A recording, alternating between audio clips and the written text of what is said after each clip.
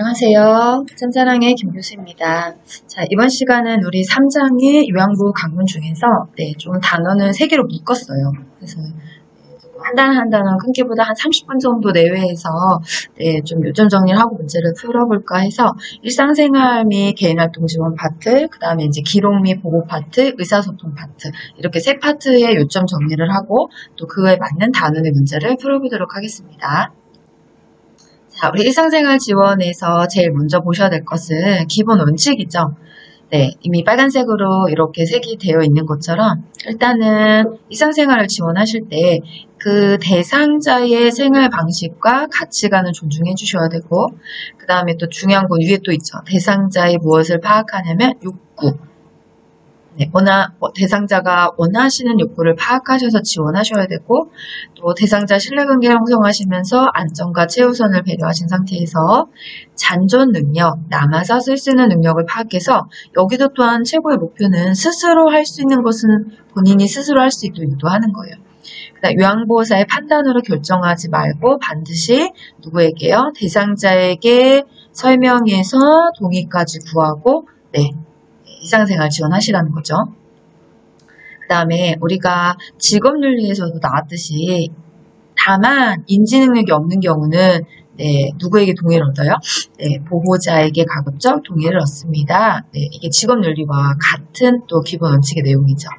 그 다음 이제 또 밑에 보시면 일회용품 사용을 가급적 자제합니다. 이런 원칙을 가지고 일상생활의 지원에 들어가십니다. 자, 이제 그거와 연관돼서 문제 풀어보도록 할게요. 자, 1번입니다. 대상자의 일상생활 지원 시 요양보호사의 기본 원칙으로 옳지 않은 것은 1번 대상자의 욕구를 반영한다. 2번 서비스 제공에 대해 상세하게 기록한다. 3번 물품은 대상자의 동의를 얻어 사용하고 함부로 옮기거나 버리지 않는다.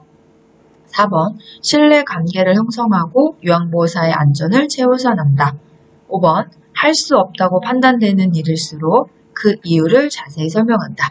다 먼저 보실게요. 4번이죠. 신뢰관계를 형성하고까지 맞아요. 요양보호사의 안전을 최우선한다. 아마 여기가 요양보호사가 아니라 대상자가 들어가야지만 정답이 될 거예요. 그렇죠? 나머지의 설명들은 다 옳게 설명한 내용입니다. 자, 다음은 일상생활에서 식품의 위생관리 내용이에요. 그래서 이제 보관 방법을 좀 보시는 거죠. 생선과 조개류는 내장과 머리를 제거하고 흐르는 찬물로 씻어 소금물에 담근 후 물기를 제거해서 밀폐 봉투에 넣어서 보관한다. 자, 조개류 같은 경우에는 바로 쓰지 않을 경우에는 신문지에 싸서 어디로 들어가요? 냉동으로 들어가고요. 자, 채소 중에서 시금치와 같은 잎채소는 세워서 보관해야지만 뿌리 안에 있는 그 수분에 의해서 덜 시드는 거고요. 흙이 묻은 채로 보관하려면 물을 뿌린 신문지에 싸두고 씻은 것을 밀폐 봉투에 넣어서 채소실에 보관한다. 그 다음에 껍질 벗긴 감자는 식초물에 담가 냉장실 보관. 자, 이어집니다. 육류는 잘게 썰면 표면적이 커져 세균이 증식하니까 덩어리째 보관. 좀 더 신선하게 하시려면 표면에 뭐를 발라요? 그렇죠. 식용유를 발라서 랩으로 싼 뒤 구입 날짜를 기재해서 보관하시면 되고요. 달걀은 뾰족한 부분이 아래로 향하게 보관. 또 물로 씻으면 보호막이 제거되니까 비비면서 씻지 말 것. 그쵸? 자, 그 다음에 이제 과일은 다 아실 거고, 아래 보시면 보관된 냉동식품을 해동시켰을 경우에는 다시 냉동시키지 않는다는 거. 이런 내용도 좀 참고로 알아두시면 좋겠네요. 자, 다음은 냉장 보관과 냉동 보관입니다. 우리 온도를 좀 기억해 주시면 좋겠죠. 냉장실의 온도는 5도 이하를 유지하는 것이 좋고, 냉장실의 온도는 5도 이하, 냉동실의 온도는 영하 15도 이하. 숫자를 좀 참고로 기억해 주셨으면 좋겠어요. 다음 문제입니다. 다음 중 식품의 위생관리 방법에 대한 설명으로 잘못된 것은 1번 달걀은 물로 씻으면 변질되기 쉬우므로 비벼 씻지 않는다. 2번 열대 과일은 실온에서 보관한다. 3번 대부분의 과일은 냉장실에 야채실에 보관한다. 4번 냉동식품은 원래의 포장 상태로 저장한다. 5번 기름기가 많은 식기부터 설거지한다. 5번이 답이죠? 기름기가 많은 식기는 맨 끝으로 가셔야 되는 거니까, 그렇죠? 3번 문제입니다. 다음 중 식품을 안전하게 보관하는 방법으로 잘못된 것은 1번 냉동식품은 실온에서 해동한다. 2번 조리한 식품을 실온에 2시간 이상 방치하지 않는다. 3번 조리한 식품이 부패하기 쉬운 식품은 즉시 5도씨 이하의 냉장고에 보관한다. 4번 조리한 식품은 먹기 전에 뜨겁게 데운다. 5번 냉장고 아니라도 식품을 장기간 보관하지 않는다. 네, 정답은요? 네, 1번이죠. 네, 해동할 때는 실온에서 하시면 미생물의 번식이 많아지니까 냉동에서 냉장고로 가시던지 아니면 급속으로 해동을 할 수 있는 전자레인지를 이용하시는 것이 가장 안전하게 식품을 섭취하는 방법입니다. 자, 다음은 식기와 주방의 위생관리에 대한 내용이에요. 싱크대 배수구에 악취는 뭐를 쓰죠? 소다와 식초를 배수구에 부어주시면 되고 고무장갑은 당연히 조리와 비조림 구분하셔야 되고 자 수세미는 스펀지보다는 뭐가 좋아요? 그물형이 좋습니다. 그 다음에 설거지 순서 기름기가 적고 깨끗한 것부터 순서대로 가죠. 그래서 첫 번째만 잘 기억하시면 돼요. 어차피 헷갈리는 게 컵이냐 수저냐 여기에서 많이 좀 헷갈려 하시니까 일단은 수저보다 유리컵이 음식물이 좀 덜 묻죠. 그래서 컵, 수저류, 밥그릇, 국그릇, 반찬그릇, 프라이팬 이 순서대로 우리가 설거지 진행해 주시면 됩니다. 자, 4번입니다. 다음 중 식기 및 주방의 위생관리 방법으로 잘못된 것은 1번 물과 알코올을 섞어 배수구에 부으면 악취가 사라진다. 2번 행주는 자주 삶는 것이 가장 위생적이다. 3번 조리가 끝나면 찌꺼기 거름망을 반드시 비운다. 4번 수세미는 스펀지형보다 그물형이 더 위생적이다. 5번 습기찬 고무장갑을 끼게 되면 습진이 생길 수 있다. 네, 정답은요? 네, 1번이죠. 네, 바로 정했어요. 그쵸? 악취가 나면 물과 알코올이 아니야. 네, 소다와 식초. 네, 그래서 1번이 잘못된 거죠. 나머지 설명은 다 맞습니다. 자, 다음은 세탁가기에서 애벌빨래 중에 이거 얼룩 제거법이죠. 이렇게 얼룩 제거는 짝꿍이 있습니다. 짝꿍을 좀 기억해 두세요. 라고 말씀을 드리는데 자, 커피는 식초와 주방세제를 1대1로 땀은 과탄산소다와 주방세제를 1대1로 립스틱은 클렌징 폼 아세톤으로 파운데이션은 알코올, 튀김기름은 주방용 세제 혈액가체액 뭘로 하고요? 참으로 닦고 덤으로 헹궈요. 네, 짝꿍이 있었어요. 짝꿍. 외우고 싶지 않으셔도 외워야 될 것들이 좀 종종 있어요. 여기도 아마 그렇지 않을까 싶어요. 왜냐면 우리가 이렇게 딱 얼룩에서 여기 이거대로 사실 얼룩 제거하시는 가정은 많지 않을 거예요. 그래서 이제 늘 쓰는 거면 상관이 없네. 그렇지 않다 보니까 조금 짝꿍을 외워두셔야지만 좀 문제가 쉽게 풀릴 수 있습니다.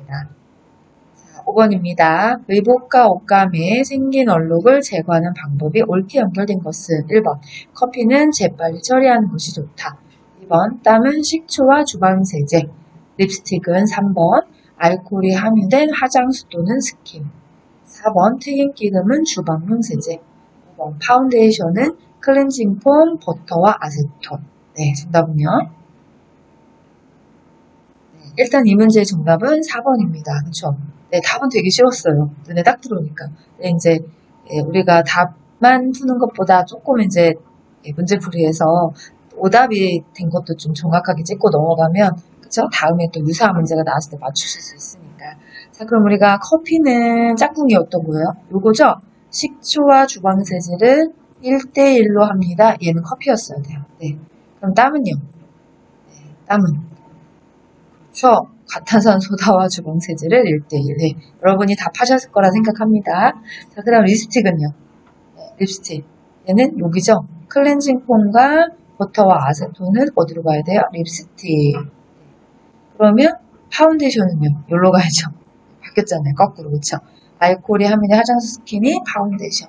네, 그렇게 짝도 지어서 다시 한번 복습해 두시도록 할게요. 자, 다음은 이제 세탁하기 중에서 건조하기예요. 흰색 면지물은 어디서 말려요? 햇볕에서 건조합니다. 이제 흰색이 아닌 색상이 있거나 무늬가 있거나 합성섬유 요리입니다. 그럼 어디서 말려요? 그늘에서 말립니다. 이유는 햇볕에서 말리면 색깔이 변색되죠. 니틀이나 스웨터는 통기성 좋은 곳에서 채반에 펴서 채반에 뉘어서 이렇게 하면 그 찾아주면 되고요. 청바지로도 지퍼를 열고 뒤집어서 건조합니다. 그래서 건조 표시 기억을 해둘게요. 자, 6번입니다. 다음 중 세탁 후 건조하는 방법으로 잘못된 것은 1번 흰색 면직물은 햇볕에서 건조하는 것이 살균 효과가 있다. 2번 색상과 무늬가 있는 의류는 햇볕에서 건조한다. 3번 합성섬유 의류는 그늘에서 건조한다. 4번 니트린 스웨터는 통기성이 좋은 곳에서 채반 등에 펴서 말린다. 5번 청바지류는 색이 바라지 않게 뒤집어서 말린다. 이때 지퍼는 열어둔다. 네, 정답은요. 네, 2번이죠. 색상 무늬가 있는 의류는 햇볕에서 건조하시면 안 되고 어디로 가셔야 돼요? 그늘에서 건조하셔야 됩니다. 네, 이렇게 표현했으면 되네. 그늘에서 건조해야 됩니다. 그렇죠? 네, 여기 잘못됐죠. 나머지는 다 맞는 표현입니다. 자, 우리가 다음은 쾌적한 실내 환경을 조성하기 위해서 용어로 기억하셔야 됩니다. 라고도 말씀드리죠. 자, 환기는 어떤 용어예요? 간접 환기. 반대는 직접. 네, 그래서 직접 환기는 오다, 간접 환기는 쏜다. 의미는 이미 다 아실 거예요. 실내 온도는 국소 난방보다는 전체 난방. 습도는 딱 40에서 60%. 채광은 자연 채광이 도움이 된다는 거고요. 조명은요, 직접 조명, 간접 조명 이러면 틀려요. 그래서 그 용어들을 우리가 잘 기억해 두시고 정리하도록 할게요. 자, 7번입니다. 다음 중 대상자의 쾌적한 실내 환경을 조성하는 방법으로 옳은 것은 1번 환기는 직접 환기 방법을 사용한다. 2번 야간에 실내 조명은 모두 소등한다. 3번 대상자와 가족의 희망사항을 고려해서 환경을 만든다. 4번 선풍기 바람이 대상자에게 직접 닿게 한다. 5번 환기는 가능한 시키지 않는다. 정답은요? 네, 3번이죠. 네, 대상자와 가족의 희망사항을 고려해서 환경을 만든다. 나머지는 잘못됐죠. 환기는 직접 환기가 아니라 간접 환기, 야간에 실내 조명 모두 소등을 안 하시면 안 돼요. 실내등 켜두셔야 되고 선풍기처럼 직접 바람이 닿으면 안 되겠죠. 환기요? 네, 시켜주셔야죠. 그래서 맞는 답은 3번입니다. 자, 다음은 이제 두 번째의 파트의 의사소통과 정서지원을 보도록 할게요. 좀 글씨가 작아요. 그쵸? 그럴 때는 늘 말씀드렸어요. 교과서에 페이지를 좀 펴놓고 같이 좀 보시면 도움이 될 것 같아요. 귀로 들으셔도 괜찮아요. 여기 비언어적인 의사소통의 바람직한 태도와 바람직하지 않은 태도는 사실 들으시면 쉽게 이해되는 용어들로 다 형성이 돼 있으니까 그래서 우리가 둘 중에 하나를 구별하셔서 바람직한 거 바람직하지 않은 걸 구별하시면 되는 거니까 하나만 보시면 되겠죠. 바람직한 거 따뜻하고 배려하는 표정, 따뜻한 표정, 자연스럽고 여유있는 입모양, 간간히 적절해지는 미소, 그 다음에 대상자를 향해서 어떻게 약간 기울인 자세, 그렇죠? 그 다음에 눈맞춤은 있어야 되고 대상자가 같은 눈높이에서 시선은 고정이 아니라 적절히 움직이셔야 되고 어조는 크지 않은 목소리로 분명한 발음, 온화한 목소리, 그렇죠? 대상자 느낌과 정서에 반응하는 어조, 적절한 말의 속도가 좋습니다. 이렇게 얘기를 하는 거예요. 그러면 지금 정리하셨던 거와 연관돼서 다음 중 비언어적인 의사소통 기법의 바람직한 태도는 1번 시선을 한 곳에 고정하는 것 2번 큰 소리로 말하기 3번 우물대거나 너무 작은 목소리 4번 손가락으로 지적하는 행위 5번 크지 않은 목소리와 분명한 발음 네, 정답은요? 네, 5번입니다. 크지 않은 목소리와 분명한 발음 그러면 나머지는 잘못됐다는 거니까 시선을 한 곳에 고정한다. 고정하시면 안 되죠. 적절히 움직이셔야 되고 큰 소리가 아니라 아주 크지 않은 목소리. 그죠? 네, 이게도 아닌 거죠. 우물대거나 안 돼요. 손가락 지적하는 거 안 돼요. 네, 그래서 맞는 바람직한 태도는 5번입니다. 자, 다음은 효과적인 의사소통 방법입니다. 네, 일단은 공감이 뭐지? 정의를 좀 기억해 두셔야 돼요. 공감이라 함은 상대방이 하는 말을 상대방의 관점에서 어떻게 이해하고 1번 상대방의 관점에서 이해하고 그때의 감정, 상대방이 느끼는 감정을 함께 느끼며 그 느낌을 말로 전달해 주는 것을 우리가 공감입니다 라고 얘기를 해요. 자, 그래서 우리가 공감적 반응의 사례들이 있죠. 네, 교과서 나 있는 사례들이에요. 그래서 양보사님은 나를 어린애 취급하는 것 같은데 나를 성인으로 대해주세요. 양치라 명령하고 하지 않으면 신경들 내잖아요. 라고 했어요. 자, 그러면 네, 우리가 첫 번째가 뭐였냐면 상대방의 관점에서 이해하면 제가 할머니의 개인생에 일일이 간섭하는 듯해서 여기까지죠. 그때 기분이 어떨까? 그럼요. 손 가시고 화가 나셨군요. 이렇게 얘기해주면 되고 지난번 요양보호사 더 잘했는데 네, 상대방의 관점에서 지난번 요양보호사님 일을 좀 잘하셨나봐요. 왜 나한테 저런 얘기 하시지? 그때 기분은 마음에 안 드시는 게 있으면 말씀해주세요고요. 아이고 여기저기 너무 아파 갈수록 더 아픈 것 같아. 건강하게 사시고 싶은데 아프시니까까지 상대방의 감정, 기분은 많이 힘드시죠? 이렇게 정리해드리면 돼요. 우리가 공감 같은 것들도 이제 최근의 시험 문제들은 교과서 예시를 그대로 쓰지 않는 경우가 더 많아요. 그래서 공감에 여기 나와 있는 빨간색의 요 답을 외워두시는 게 중요한 게 아니라 공감이 어떻게 하는 거였지? 그 공감하는 정의의 방법들을 익혀두셔야지만 예시가 바뀌어도 답을 찾아내는데 어렵지 않게 풀 수 있어요. 그래서 공감이 뭐지? 상대방의 관점에서 이해하고 그러면 상대방이 하는 말 그대로 불러주시면 돼요. 내 말로 정리를 해서. 지금 했잖아요. 앞에서 다 요게. 그 다음에 이어지는 게 그때 기분의 감정은 어떤 거지? 이렇게 그 기분을 헤아려서 답을 해주시면 공감은 충분히 가능하십니다. 네. 방법을 좀 익혀두세요. 자, 9번입니다. 다음 중 대상자를 이해하고 공감한 내용으로 옳은 것은 대상자가 아이고 여기저기 너무 아파 갈수록 더 아픈 것 같아. 요양보호사가 이제 어떻게 공감할 거예요? 좀 전에 했었죠. 자, 1번 건강하게 사시고 싶은데 아프시니까 힘드시죠? 2번 연세가 이제 당연히 아프시죠. 3번 약을 드셔야겠네요. 4번 지금까지도 잘 참으셨잖아요.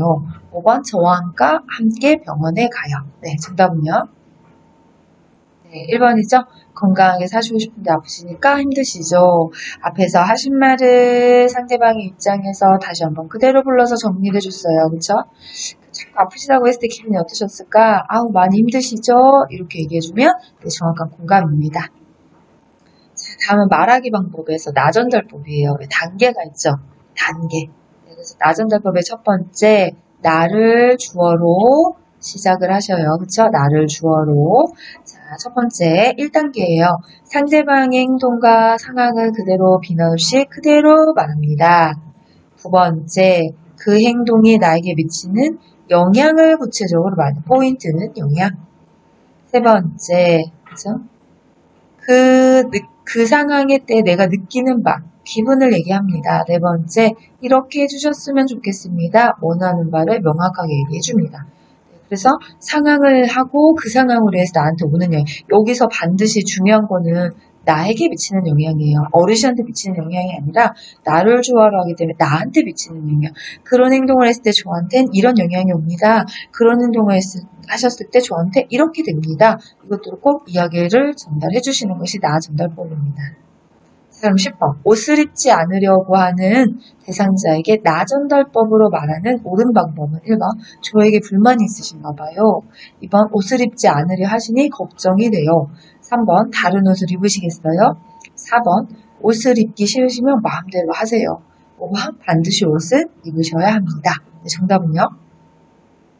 네, 2번이죠. 2번. 왜 2번이 답이 되는 거냐?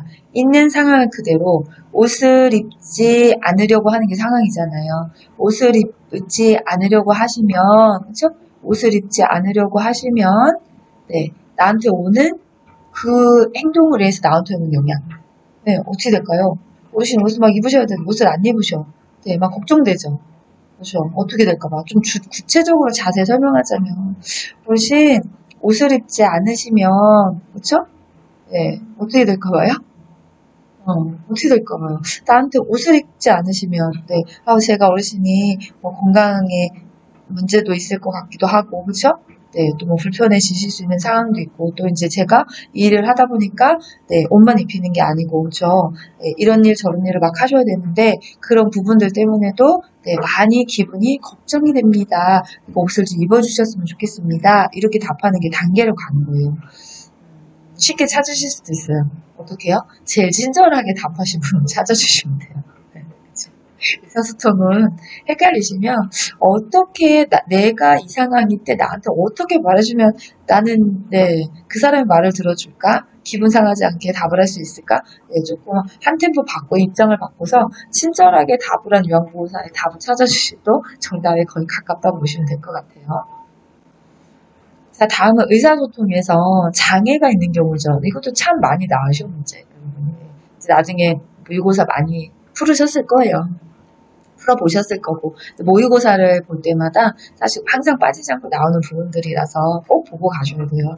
노인성 난청입니다. 난청의 특징부터 이해하시는 거죠? 네, 아시죠? 난청. 잘 안 들려요. 이렇게. 귀가 안 들리는 분과 소통할 때는 어떻게 해야 되냐? 자, 눈을 보며 정리해서 이야기한다는 모든 장애의 공통점이에요. 공통점보다 차이점을 정확히 아시는 것이 정답을 빨리 찾는 방법으로 정확해지는 거니까 난청 대상자의 특징들을 볼게요. 그게 있죠. 네, 귀가 안 들리니까 입을 크게 벌려서 정확하게 말하세요. 또 몸짓이나 얼굴 표정으로 이야기를 전달하세요. 자, 보청기를 착용하실 수 있어요. 난청이셔서 입력은 크게, 출력은 낮게. 이게 또 바뀌어도 오답이 많이 발생합니다. 그러니까 정확히 기억을 해두셔야 돼요. 안 들리니까 들어가는 소리는 크게, 나가는 소리는 낮게 이렇게 기억하시면 되겠죠. 자, 두 번째는 시각장애입니다. 앞을 보실 수 없는 분. 공통점이죠, 정면은. 자, 시각장애이신 분은 앞을 볼 수 없기 때문에 우리가 방향에 대한 설명들을 할 때 제일 신경을 쓰셔야 돼요. 그래서 여기 이쪽 안 써요, 지시대명사. 어디로 해요? 시계 방향으로 위치를 설명하거나 또는 누구를 중심으로요? 그렇죠. 대상자를 중심으로 오른쪽과 왼쪽을 위치를 정해서 설명하시면 돼요. 그 다음에 이제 신체 접촉을 하기 전에 먼저 말을 건네서 알게 해라. 네, 접촉을 하기 전에 신호를 먼저 주셔야 돼요. 깜짝 놀라실 거니까. 그 다음에 이미지가 전달되거나 어려운 형태나 의도는 촉각으로 만질 수는 있어요. 촉각으로 이해시켜 주시는 것이 시각장애 어르신과 소통하는 방법입니다. 자, 다음은 언어장애입니다. 언어장애.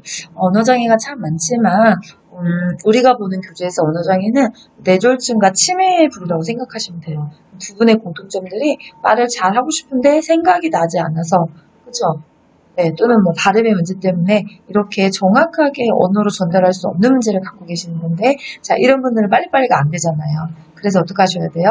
질문에 대한 답변이 끝나기 전에 다음 질문을 하지 않고 기다려 주셔야 되고요. 그 다음에 눈치가 빨라야 돼요. 이분들이 하시는 말씀을 알아듣고 이해가 됐으면 예, 아니요로 짧게 대답을 하고 빨리 더 길게 말을 진행하지 않게 도와주시는 것도 하나의 방법이고, 설명이 어렵게 이분들이 하실 거니까 실물이나 그림판이나 문자판을 보여주시는 것도 도움이 되고요. 평상시에 말을 잘 못하시는 분이 그날 잘 표현하셨어요. 그럼 그냥 가는 게 아니라 칭찬과 긍정적 공감은 반드시 하고, 피드백에, 그죠? 이제 이렇게 딱 공감을 해주고 넘어가는 게 좋습니다. 자, 다음은 판단력과 이해력 장애입니다. 우리가 판단력, 이해력 장애는 판단력의 뜻부터 좀 아셔야 돼요. 판단력이라고 하는 건 일의 성격, 이해력이라고 하는 건 말의 의미. 판단력과 이해력의 장애는 일의 성격과 말의 의미를 제대로 알 수 없는 분. 보통 치매 어르신들이 좀 그렇죠. 그래서 이제 이분들은 어려운 표현을 쓰시면 안 돼요. 이해가 좀 안 되니까. 그래서 좀 쉬운 표현으로 바꿔주셔야 되고, 또 우리가 이해가 안 된다고 막 설명해도 못 알아들으면 또 불쾌감을 주는 언어나 또는 아이처럼 취급해서 절대 반말을 사용하시면 안 되는 거고요. 그 다음에 이해가 안 되니까 실물이나 그림판이나 문자판을 보여주면 설명하는 것보다, 나의 설명보다 실제 걸 보고 또 이해도가 올라갈 수 있어요. 그래서 이것도 판단의 이해력 장애이신 분들한테 우리가 해줘야 되는 의사소통 방법입니다. 자, 다음은 주의력 결핍장애입니다. 집중력. 그렇죠. 집중력에서 주의가 산만하고 활동량이 많고, 이게 우리가 주의력 결핍. 여러분이 배운 것 중에서는 선망 대상자가 좀 주의력 결핍 있죠. 그래서 이런 분들하고 의사소통하실 때 집중이 안 되니까 명확하고 간단하게 단계적으로 하셔야 되고, 익숙한 사물에 대해서 대화를 하셔야 되고, 또 주의력에 영향을 주는 환경적인 자극 같은 것들은 최대한 줄여주시는 거예요. 환경적 자극이 가장 주의력 결핍장애에서 꼭 챙기셔야 되는 소통의 방법입니다. 자, 다음은 진압력 장애입니다. 우리가 진압력이 뭐예요? 여기죠. 시간, 장소, 사람, 날짜, 달력, 시계 등을 자주 인식시켜주는 것이 지남력입니다. 옛날엔 요 문항을 많이 냈어요. 근데 지금은 이 문항을 많이 내요. 네. 모든 물품에 뭐를 붙여? 이름표. 네, 이름표를 붙여줘서 그것의 사물이 무엇인지를 인지, 알게끔 도와주는 것. 그분들은 누구라고요? 지남력 장애 대상자입니다. 이와 관련된 문제를 풀어보도록 할게요. 11번. 다음 중 언어장애 대상자와 이야기하는 방법으로 옳은 것은 1번. 질문에 대한 답변이 끝나기 전에 다음 질문을 한다. 2번. 알아듣고 이해가 된 경우에는 길게 대답한다. 3번. 기본적인 정보를 반복해서 알려준다.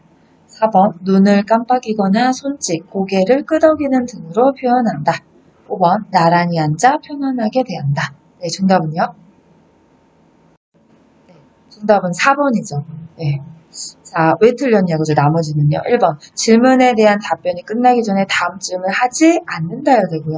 알아듣고 이해가 된 경우에는 네, 아니요로 짧게 대답한다고요. 그렇죠? 네. 기본적인 정보를 반복해서 알려준다. 그런 내용은 딱히 없었어요. 나란히 앉아 편하게 대한다. 대화할 때는 나란히보다 앞으로 마주 앉아서 눈을 맞추면서 하는 게 좀 더 정확하죠. 정답은 4번입니다. 자, 이제 마지막 세 번째 기록과 업무 보고예요. 자, 우리가 요양보호사 선생님들이 작성하는 기록지의 종류들이 크게 네 가지가 있죠. 장기요양 급여 제공 기록지, 상태 기록지, 사고 보고서, 인수인계서. 그래서 장기요양 급여 제공 기록지 안에는 뭐가 들어가요? 네, 서비스의 내용 플러스 시간이 들어가는 거고요. 상태 기록지에는 뭐가 들어가요? 배설, 목욕, 식사 섭취, 체위 변경, 외출 등의 상태 플러스 제공돼요. 이거 헷갈리지 마세요. 둘 다 서비스의 내용은 다 들어가요. 근데 내용이 들어가면서 시간, 왜? 어차피 우리가 시간에 따라서 몇 분 동안 몇 시간 동안 일을 하는 것이 급여로 바로 넘어가는 부분이잖아요. 그래서 내가 일한 시간을 가지고 급여를 받을 거니까 그 시간에 대한 것들은 급여 제공 기록지에 가는 거고, 이 배설, 목욕, 섭취와 같은 제공을 서비스를 하면서 그때 어르신의 상태가 어땠는데요? 라고 기록하는 건 상태 기록지. 그럼 공통점은 내용이고 차이점은 시간, 그 다음에 상태. 그걸로 구별하셔야 되겠죠. 사고보고서와 인수인계서는 어떤 내용인지 금방 눈에 들어오실 거예요. 그래서 이 두 가지를 좀 간별하시는 것이 여기서 꼭 정리를 하고 가셔야 되는 부분입니다.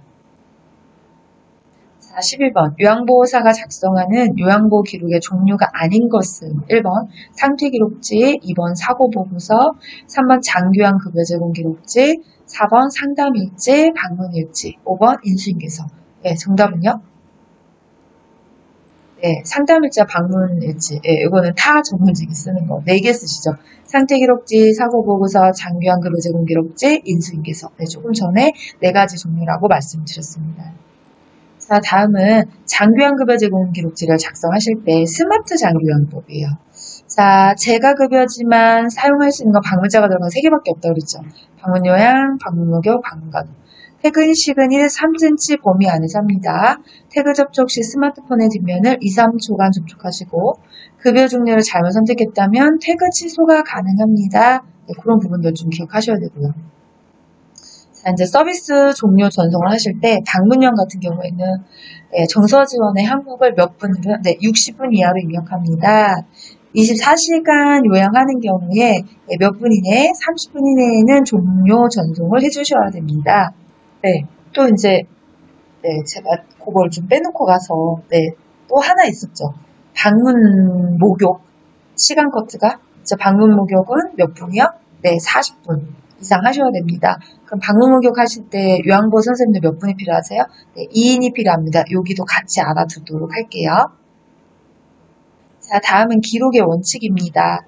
자, 사실을 있는 그대로 기록합니다. 그래서 객관적입니다. 라는 게 있는 그대로고요. 육하 원칙을 바탕으로 기록합니다. 그 다음에 미루지 말고 그때그때 신속하게 합니다. 공식화된 용어를 사용하시고 간단 명료하게 합니다. 자, 기록자는 반드시 뭐 해주셔야 돼요? 서명합니다. 기록을 정정할 때 지우거나 덧칠하지 마시고 밑줄을 긋고 빨간 펜으로 정정 후에 서명합니다. 자, 애매한 표현 대신에 모두 구체적으로 기록합니다. 구체적으로 기록하라는 건 뭘 써주시면 돼요? 숫자를 써주시면 되는 거죠. 숫자. 이런 기록의 원칙도 다시 한번 체크하겠습니다. 자, 13번입니다. 다음 중 요양보호사가 요양보호 기록을 바르게 작성한 것은 1번 오늘은 소변을 약 1000cc 정도 보셨다. 2번 오늘은 대상자가 점심 식사를 많이 했다. 3번 대상자가 오래전부터 배가 아프다고 한다. 4번 대상자의 아들이 오랜만에 찾아왔다. 5번 대상자 욕창 상태가 심하다. 네, 정답은요? 네, 그렇죠. 1번이죠. 숫자로 바꿔주시는 게 가장 정확히 작성하는 거예요. 그래서 딱 숫자가 1번에 적혀져 있는데 2번은 많이 얼마큼인지 몰라요. 숫자로. 네, 그 다음에 오래전 언젠지 몰라요. 숫자로. 오랜만 네, 숫자로. 심하다? 아니죠. 네, 구체적으로 쓰셔도 되니까 뭐 몇 센치 정도의 어느 정도 발적이 있다 뭐 이런 내용도 작성해 주셔야 돼요. 정답 1번입니다. 자, 다음은 업무 보고입니다. 네, 자, 보고도 네, 원칙은 기록의 원칙과 비슷하고요. 보고는 이렇게 시기를 좀 기억해 두셔야 돼요. 언제 보고하나요? 대상자 상태의 변화가 있을 때요. 서비스의 추가나 변경이 있을 때, 새로운 정보를 파악했을 때, 새로운 업무 방법을 찾았을 때, 업무를 잘못 수행했을 때, 또는 사고가 발생했을 때, 이때는 우리가 보고해야 되는 시기입니다. 자, 그럼 보고를 어떤 형식으로 할까요? 이것도 잘나죠. 구두보고, 네, 급하거나 사안이 가벼울 때 결론부터 하시고 나머지 경과 상태 원인 뒤에 하시면 되고요. 급할 때는 구두보고를 하시고 반드시 서면으로 보완해 주셔야 돼요. 자, 서면 보고는 정확성 있죠. 복잡하거나 숫자나 지표가 있을 때 정확하게 보고하셔야 되고 정확한 기록을 남길 수 있는 장점은 있으나 신속하게 보고할 수 없다는 단점을 갖고 있어요. 위아래의 단점을 다 보관하는 건 능숙하게만 쓸 수 있다면 가능한 전산망 보고 세 가지의 형태로 네, 우리가 보고를 많이 합니다. 이제 14번 마지막 문제가 되겠네요. 다음 중 요양보호사의 업무보고 방법으로 옳은 것은 1번 주관적 판단을 바탕으로 보고한다. 2번 육하 원칙에 따라 보고한다. 3번 중요한 내용은 몇 번씩 중복해서 보고한다. 4번 보고는 항상 여유를 가지고 보고한다. 5번 보고는 빨리 해야 하므로 맞춤법에 신경 쓰지 않는다. 정답은요? 정답은 2번이죠. 육하 원칙에 따라 보고한다. 1번 주관적인 게 아니라 객관적이고 중복하시면 안 되고 여유가 아니라 빨리 해야 되는 건 맞지만 맞춤법에 신경 쓰셔야 되겠죠. 정답은 2번입니다. 네, 이렇게 3장의 세 파트를 정리하시고 문제를 풀어보셨어요. 네, 이번 시간도 들어주셔서 감사하고 열심히 공부해 주셔서 감사합니다. 다음 영상에서 뵙도록 하겠습니다.